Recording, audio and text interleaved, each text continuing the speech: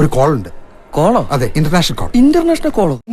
എന്തോ എന്തൊക്കെയായിരുന്നു. അങ്ങനെ പവനായി ശവമായി എന്തൊക്കെ ബഹളമായിരുന്നു. മലപ്പുറം കത്തി, മെഷീൻ ഗണ്ണ്, ബോംബ്, ഒലക്കര മൂട്. എങ്ങനെ പോയാലും 100 days ടോപ്പ് 5 എത്തണം എന്ന് തന്നെ വിചാരിച്ചാണ് പോയത്. അയ്യോ, എന്നിട്ട് എന്ത് പറ്റി? അറിയില്ല എന്താണ് സംഭവിച്ചത്. ഞാൻ ഫസ്റ്റ് ടൈമാണ് നോമിനേഷനിൽ വരുന്നത്. 2 നോമിനേഷൻ ആയല്ലോ ബിൻസി. അതെ അതെ അതെ. ബിഗ് ബോസ് ഈസ് നോട്ട് ഒരു ഈസി ആയിട്ടൊരു സാധനമല്ല. ബട്ട് വൈ 80% കൊടുത്തോന്നാണ് ലാലേട്ടനോട് പറഞ്ഞത്. ബാക്കി 20 എന്തിനാ എടുത്തു വെച്ചു? അതെ, അതല്ല ഉദ്ദേശം. ഞാൻ ഫൈറ്റ് ചെയ്യണമെന്ന് വിചാരിച്ചു. അതായത് ഇടപെടേണ്ട കാര്യങ്ങളൊക്കെ ഞാൻ ഇടപെടുന്നുണ്ടായിരുന്നു. വ്യക്തമായിട്ടുള്ള നിലപാടുകൾ ഞാൻ പറയുന്നുണ്ടായിരുന്നു. പക്ഷെ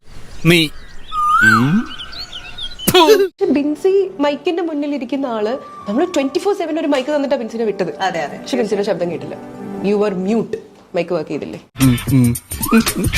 ഭയങ്കര ജെനുവിൻ പ്ലെയർ ആരായിരിക്കും? ജെനുവിനായിട്ട് എനിക്ക് തോന്നിയത് അപ്പാനി ചേട്ടനാണ്, ശരത്തേട്ടൻ. നീ അങ്ങനെ സുഖിപ്പിച്ച് പുകഴ്ത്തി എന്നെ സോപ്പിടൊന്നും വേണ്ട. വീട്ടിൽ ഏറ്റവും കൂടുതൽ മിസ് ചെയ്യുന്ന ആരാ? ആ വീട്ടിൽ മിസ് ചെയ്ത് ശരത്തേട്ടന്. എനിക്കെന്തോ പോലെ. ഇപ്പം അപ്പനാണെങ്കിലും അമ്മയാണെങ്കിലും പറയട്ടെ, നമ്മൾ മുഖത്ത് നോക്കി പറയണമല്ലോ. അതുപോലെ ശരത്തിനോട് അപ്പനാണെങ്കിലും അമ്മയാണെങ്കിലും വീട്ടിൽ നിന്ന് പുറത്താക്കാൻ നമ്മൾ ആലോചിക്കില്ലല്ലോ. കിട്ടിയല്ലോ. ഒരു 2-3 വഴക്കുണ്ടായി. അതിൽ ബിൻസിനെ ഡീന്ന് വിളിച്ചു എന്നൊക്കെ പറഞ്ഞു. ആക്ച്വലി അത്രേ ഉള്ളൂ ബിൻസി.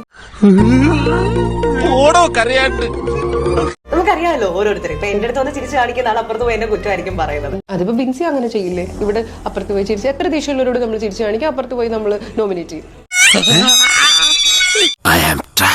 അപ്പൊ ബിൻസി ആയിട്ട് നിന്നു. അപ്പൊ ബിൻസി അല്ലാതെ നിന്ന് കഴിഞ്ഞാൽ ബിൻസി രക്ഷപ്പെട്ടേനെന്നാണോ ഇപ്പൊ പറയുന്നത്? ക്വസ്റ്റ്യൻ ഭയങ്കര ബിഗ് ബോസിനെ കാട്ടി അല്ല, എന്റെ കേസിൽ